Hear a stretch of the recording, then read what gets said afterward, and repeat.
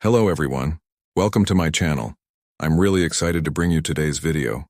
If you enjoy my content, don't forget to subscribe and turn on notifications. Let's get started. The vast, snow-covered landscape of Greenland stretched endlessly, its white expanse blending the earth and sky into one infinite blanket. Dr. Erik Lindholm, a scientist, was working with his team on a challenging project. Their goal was to collect ice core samples from the heart of Greenland to gather clues about climate change. Everything was going according to plan until the weather suddenly took a turn. In the early afternoon, the wind began to pick up lightly. Then it swiftly grew stronger, whipping the snowflakes into sharp, biting stings against their faces. As an experienced scientist, Erik was used to such weather changes, but this time, things were worse than expected. Weather forecasts had predicted a storm, but no one had anticipated it would arrive so early or with such intensity. Erik decided to check a nearby ice sampling device about 500 meters from the camp. It was supposed to be a quick task, just a few minutes of work. However, as he was finishing, the visibility quickly dropped. The snowstorm had awakened the silent hell of Greenland. The wind was so fierce that the swirling snowflakes created a kind of white blindness around him. He tried to head back, carefully marking his direction. By mentally mapping the positions of the ice poles and the approximate location of the camp, he began moving forward. But after just a few steps, everything blurred together. The tents, the equipment, the marker poles, everything was lost in the white chaos. Taking a deep breath, Erik pulled out his GPS device from his bag. This could help him find the direction to the camp. However, when he turned it on, nothing appeared on the screen. The extreme cold had drained the battery. Erik had a spare battery in his pocket, but to replace it, he would have to take his gloves off. In temperatures of 40 degrees, this small action could cause his fingers to freeze. At a wine. That moment the reality hit him. He was lost. Alone, in the storm, within the endless whiteness of Greenland. The cold wasn't just dangerous, it was merciless. He had to make a decision quickly. He should be near the camp, but if he went in the wrong direction, he could end up farther away. Until the storm subsided, he couldn't see anything, and the chances of his team finding him were nearly impossible. Trusting his instincts, he decided to follow the wind's direction. If the camp had been set up on a windward side, moving in the opposite direction might lead him back. However, this would only work if he had guessed correctly. With his first step, the fight for survival in Greenland's icy wilderness had begun. In the freezing hell of Greenland, Erik's body was rapidly losing heat. The deadly cold, reaching 40 degrees C, made his skin feel as though tiny needles were piercing it. The wind-driven snowflakes stung his face, and every breath he took burned his lungs. If he didn't find shelter soon, he could freeze to death in a matter of hours. But he couldn't panic. The only thing he knew for sure was this. To survive, he had to first find shelter, then develop strategies to preserve his body heat. Kneeling, in the snow he began to search the area with his hands. Were there any large rocks, a crack in the ice, or a natural crevice where he could take refuge? There was nothing, only the endless blanket of snow and the blinding storm.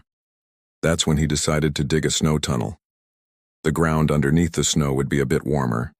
He first pulled out his small shovel from his bag, but the metal was so cold that even with his gloves on, his fingers were close to freezing. He abandoned the shovel and began digging with his hands. Once he had dug deep enough, he created a small cavity in a fetal position.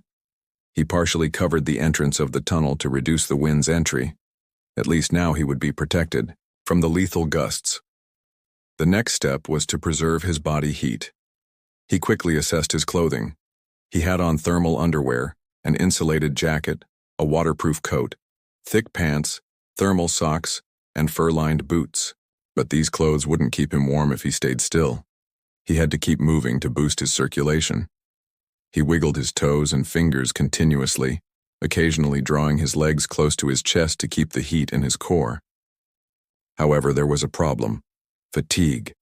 His body was burning through more energy in this cold, and hunger was starting to set in. But the greatest danger was not hunger, it was hypothermia.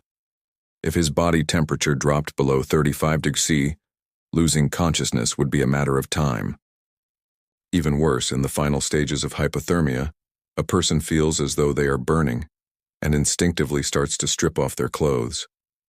Eric was aware of this and had to keep his mind alert at all times. As the night went on, a chilling howl echoed from the distance. Wolves. While wolf packs were rare in Greenland, they could become bolder when hungry. If this pack had come this far, it was likely they were looking for food. But Eric's greatest enemy was still the cold. The wolves might not come close, but hypothermia was inevitable. His fingers had started to lose feeling. To combat this, he pressed his hands into his armpits, one of the warmest spots on the body. He also pulled his feet toward his abdomen, trying to retain his core heat. Hours passed. Time seemed to crawl. When Eric closed his eyes, he felt himself being drawn into the darkness. Sleep was the greatest danger. If he fell asleep, his body would slow down even further, and he might never wake up. He began speaking to himself out loud. Stay awake, move, don't give up. If he could survive the night, he might find a way out by morning. But against the ruthless nature of Greenland, the first night would be the greatest trial. When Eric opened his eyes, the first thing he felt was the heavy fatigue clouding his mind. His muscles had stiffened and even moving was becoming difficult. His stomach was cramping with hunger and his body was growing weaker by the hour. He had survived the previous night, but to stay alive, merely resisting the cold was not enough. His body needed energy. While fighting the extreme cold, his body was burning 4 times more calories than usual. And right now, Eric's fuel reserves were empty. If he didn't eat something, he wouldn't be able to walk within a few hours. Due to exhaustion, his first instinct was to eat snow to quench his thirst.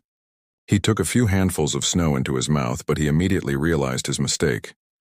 He knew that snow would rapidly drop his body temperature and accelerate hypothermia. Instead, he took a small handful of snow and placed it inside his gloves, to wait for it to melt.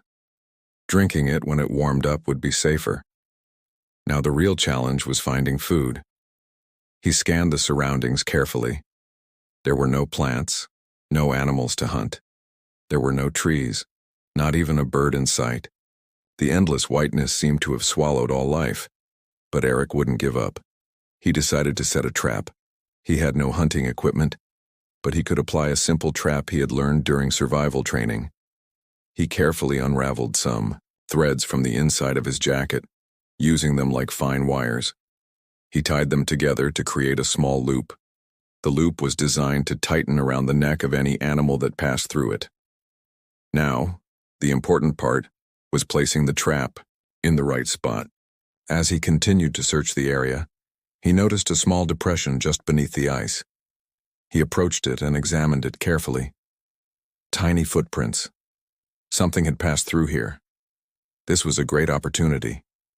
Even in Greenland's harsh wilderness, small rodents could survive, and this was a chance for Eric. The trap was ready. He carefully placed it near the depression and waited patiently. Each passing minute made his hunger more unbearable. He laid his head on the ice and closed his eyes, but he tried to stay awake. After a while, he heard a small rustling sound. Opening his eyes slightly and looking carefully, he saw the trap moving. He quickly approached and saw that the loop he had created was wrapped around the neck of a small Arctic rodent. The animal was struggling, but it had no chance of escaping. With his survival instincts kicking in, Eric grabbed the rodent and swiftly snapped its neck. Normally, as a scientist, killing a living creature would have been difficult for him, but this time it was different. Here, only the rules of nature applied. It was either Eric who survived or hunger would slowly kill him. Now the real question was how he was going to consume this small animal. He had no chance to make a fire. There was no firewood, and the wind would extinguish even the smallest flame in seconds. He would have to eat it raw. This thought made his stomach turn, but logic overpowered his emotions. He first skinned the animal, then began tearing the meat into pieces and eating it slowly. It wasn't tasty, but his body began to revive with the nutrition. Although it was a small source of energy, it would keep him going for a few more hours. This food wouldn't last long, but it would give him a chance to survive a few more hours. Eric now knew that hunting was possible. If he could find more, rodents or small animals, his chances of survival would increase. But first, he had to find his way. The real issue now was determining the right direction and finding a way back to camp or civilization. For a moment, Eric wanted to give in to the fatigue spreading through his body and rest. However, he knew this would result in death. He couldn't stop. If he stayed still for too long, his body would cool further, become numb, and hypothermia would silently take him. So, he had to keep going. But in this endless whiteness, he had no idea which direction to go. Greenland's wild nature was like an infinite prison made of ice. Everywhere he looked, it was the same. There were no trees, no rocks, no signs to guide him. Only snow, wind, and silence. Before moving, he considered the greatest danger: ice crevasses. The surface of Greenland wasn't as flat as it appeared. Beneath it, invisible cracks extended for kilometers. Stepping onto a crevasse covered by a thin layer of snow could mean falling into death in an instant. Eric couldn't move forward without taking each step carefully. But where was he supposed to go? His GPS device had long since failed. He didn't have a compass. He had only one option left. He had to use nature as his guide. He listened to the sound of the wind, trying to determine the position of the sun. However, the sky was completely overcast. The snowstorm had already reduced visibility to almost nothing. In these conditions, determining his direction was nearly impossible. Then Eric remembered an old technique, using the shadow method to find direction. He waited for the clouds to part a little.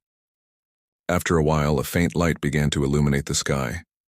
This showed that the sun was behind the clouds. He immediately placed a long stick or ice shard on the ground. The shadow of the stick would help him figure out which direction the sun was in. He waited for a while. The shadow slowly began to move. If the shadow was shifting toward the east, then the sun was in the west. After a brief observation, Eric concluded that he needed to go west. Why west? Because, according to his last calculation, the camp was to the west. However, he wasn't entirely sure. There was a risk of going the wrong way, but staying in place would certainly mean death. His only choice was to trust his instincts. He began moving slowly. With each step, he checked the ground beneath him. He gently scraped the snow with the tip of his shoe, trying to determine if there was ice underneath. If there was a hollow, it could be a crevasse, and falling into it would be a matter of seconds. As the hours passed, walking became even more difficult. The cold gnawed at his body, and the wind shook him with each step. His energy was running out. Worst of all, the visibility was still very low. Even though the storm had lightened, he still couldn't be sure where he was headed. Then, suddenly, his foot landed in emptiness. He sank up to his knee in snow. His heart began to race. Was he falling into a crevasse? He carefully pulled back and bent down to look beneath the surface. By chance, it turned out to be a small depression, not a deep crevasse. But this was a warning. From now on, he had to be even more cautious. He continued to move forward. As the hours passed, his body grew weaker from hunger and exhaustion. But at least he believed he had determined his direction. Going west was the best option. However, an inner feeling told him he was being drawn into a greater unknown. Eric's steps were now heavy. He had been hungry, thirsty, and sleepless for 3 days. His body was using up its last reserves to fight the cold, but it had reached its limit. His muscles were numb, and his mind was becoming foggy.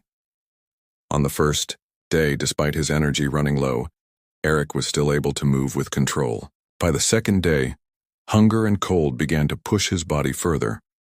But on the third day, he was entirely at the mercy of his survival instincts. The cold was sinking deeper with every passing second. His fingers and toes had become numb. He could still move his limbs, but he had no idea how much longer he could manage.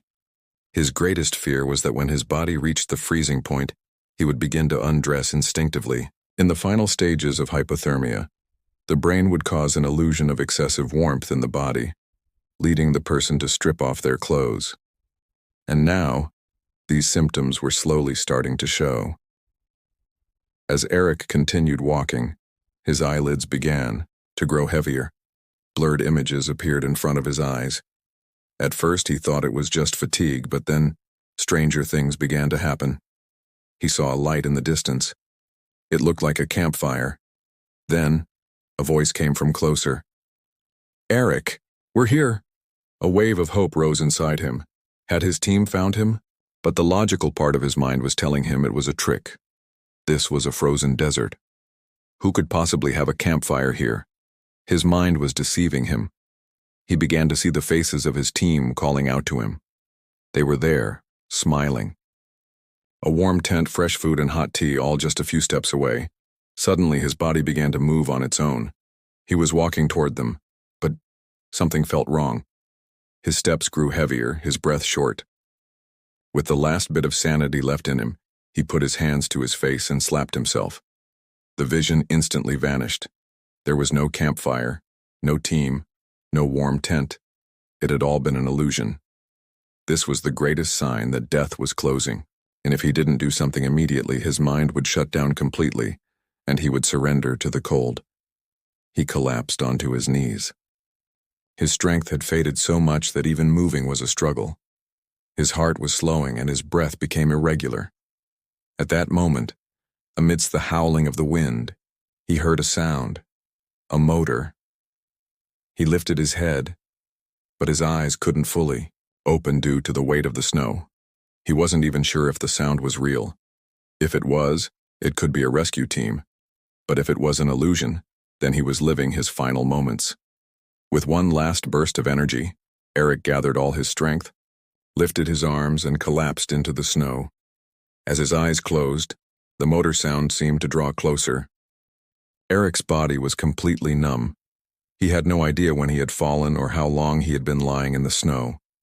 All he knew was that his consciousness was fading.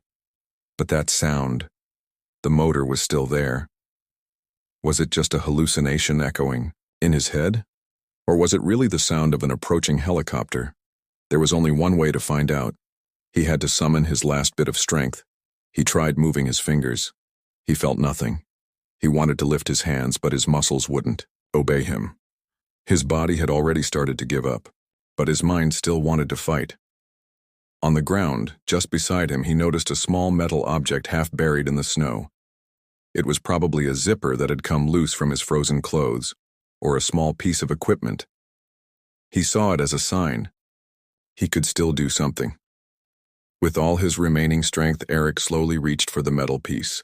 He forced his fingers to move, gripping it with his hands that had almost turned to stone from the cold. Then, with everything he had left, he began to strike the ground. Thud! Thud! Thud! Would they hear him? The sound of the helicopter was getting closer, but he still wasn't sure if they could see him. Thud, thud, thud. With every strike of the metal against the ground, Eric's hope grew, but his strength was fading fast. With one final effort, he raised his arms and shook them slightly.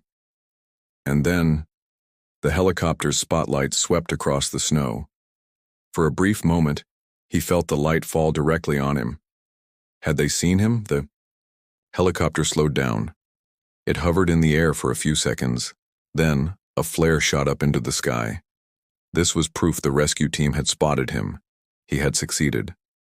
Soon, 2 rescue workers descended from the helicopter on ropes, quickly reaching Eric's side. One of them shouted from a distance, "We found him, get him out now." One worker checked Eric's pulse, while the other quickly wrapped him in a warm blanket. His voice was still hoarse, but he whispered that he was alive. 3 days. So cold. The team sprang into action, carefully removing Eric's frozen clothes and beginning to warm him up. His body was freezing, but his pulse was still there. They strapped him to a stretcher and quickly lifted him up. Inside the helicopter, the warmth felt like heaven compared to the hellish cold outside. As the warm air hit his face, his body reacted painfully. The nerves frozen by the cold had become hypersensitive to heat. But this pain was proof he was alive. As the helicopter ascended, Eric's eyes began to close. This time, not from exhaustion, but from the comfort of knowing he was safe. When he opened his eyes again, he realized he was in a white room, but this wasn't the deadly white of the glaciers. It was the secure white of a hospital room.